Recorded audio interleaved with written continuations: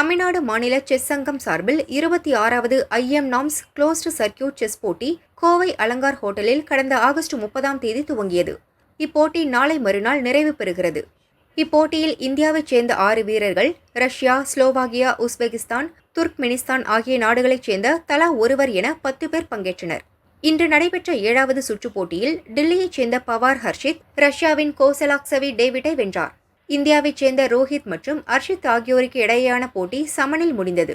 துர்க்மெனிஸ்தானின் வீரர் இந்தியாவின் பார்கன்சர் அக்ஷயிடம் தோல்வியடைந்தார். பார்கன்கர் அக்ஷய் 6 புள்ளிகளுடன் முன்னணியில் உள்ளார். அடுத்து விளையாடிய இந்தியாவின் பவார் ஹர்ஷித் 4.5 புள்ளிகள் பெற்றார்.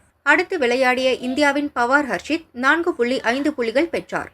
ஸ்லோவாகியா வீரர் மானிக் 4 புள்ளிகளும், ரஷ்யாவின் டேவிட் 4 புள்ளிகளும், இந்தியாவின் ஹர்ஷத், தக்ஷின், அருண் ஆகியோர் தலா 3.5 புள்ளிகள் பெற்றனர். இந்தியாவைச் சேர்ந்த ரோஹித் மற்றும் உஸ்பெகிஸ்தானைச் சேர்ந்த டாயிர் தலா 3 புள்ளிகள் பெற்றனர். இந்தியாவின் லோகிஸ் 2.5 புள்ளிகளும், துர்க்மெனிஸ்தானின் ஓராஸ்லி 1 புள்ளியும் பெற்றனர். நாளை 8வது சுற்றுப் போட்டி நடக்கிறது.